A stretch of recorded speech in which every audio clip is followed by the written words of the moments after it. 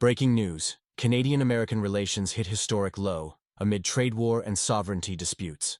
In an unprecedented deterioration of North American relations, Canadian Member of Parliament Charlie Angus has launched a scathing attack on the Trump administration, comparing their actions to those of Russian President Vladimir Putin, and characterizing them as a criminal gang ignoring international law. The conflict escalated following President Trump's suggestion that Canada should become the 51st U.S. state, sparking nationwide outrage.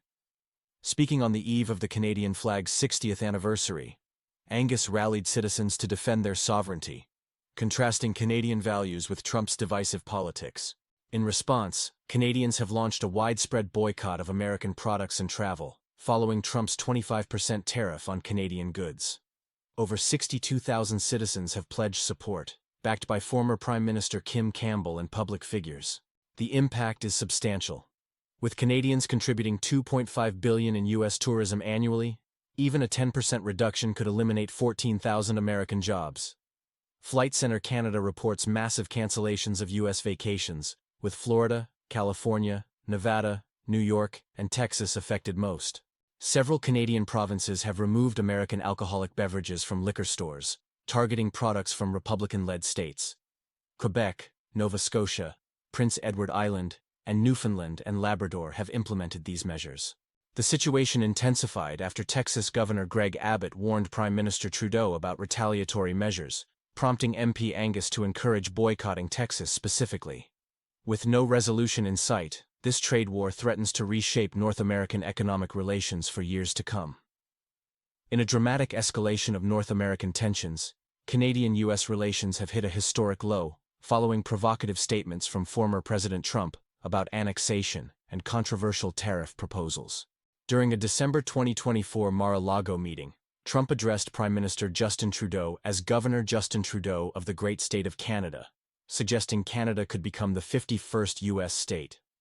Trump proposed splitting Canada into two states, one conservative and one liberal, dismissing Canada's provincial structure. Canadian leaders responded with unprecedented unity. Prime Minister Trudeau declared there wasn't a snowball's chance in hell of Canada joining the United States.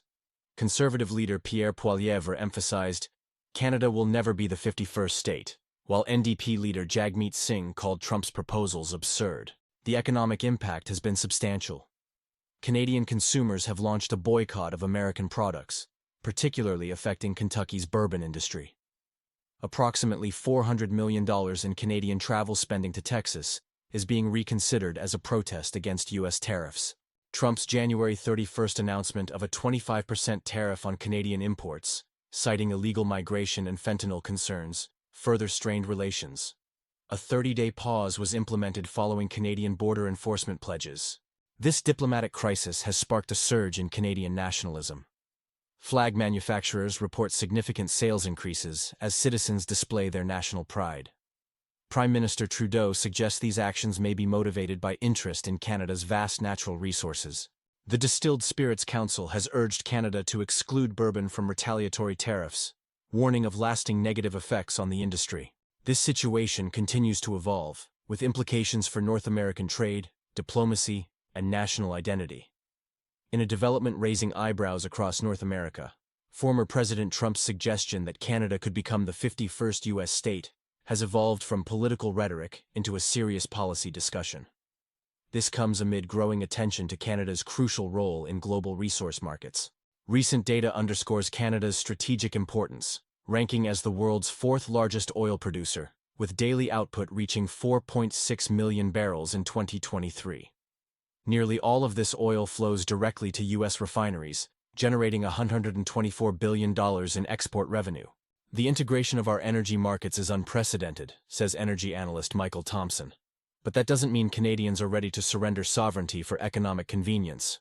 Natural gas exports tell a similar story, with Canada producing 17.9 billion cubic feet daily, primarily from Alberta and British Columbia. The $13 billion in gas exports cements Canada's position as America's premier energy partner. Beyond fossil fuels, Canada's resource portfolio reads like a global powerhouse. The country ranks among world leaders in nickel, aluminum, and gold production. Its uranium industry, second globally, supplies nuclear fuel to the US, Germany, and the UK. The hydroelectric sector, ranking third worldwide, exports over 50 terawatt-hours to the US annually. Prime Minister Justin Trudeau has firmly rejected annexation discussions, stating, "Canada's resources belong to Canadians." This stance comes as the forestry industry contributes $33.4 billion to GDP, while potash production leads globally at 13 million metric tons. The relationship's complexity traces to the War of 1812, when territorial ambitions led to conflict. Today's economic interdependence, seen in the $45.6 billion forestry export trade and $16.5 billion aluminum sector, presents a stark contrast to historical tensions. As debate continues, one thing remains clear.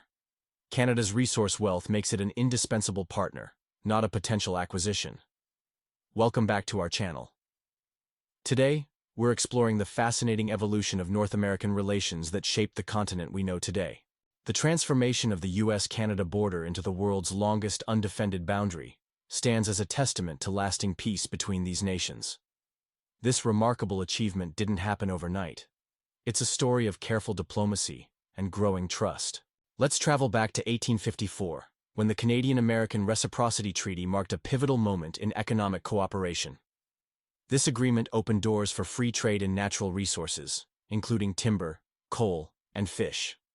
Though the U.S. repealed it in 1866, it laid crucial groundwork for future partnerships. Fast forward to the modern era, and we see how these early steps led to major developments. The 1994 NAFTA agreement created one of the world's largest free trade zones. Its successor, the 2020 USMCA, brought trade relations into the digital age, addressing e-commerce and worker protections. The military cooperation between these nations tells an equally compelling story. The 1940 Permanent Joint Board on Defense established a framework for continental security that proved invaluable during World War II. This partnership reached new heights with NORAD's creation in 1958, ensuring joint aerospace defense across North America. Most remarkable is the human element of this relationship. Every day, approximately 400,000 people cross the Canada-US border, weaving a rich tapestry of business, tourism, and personal connections.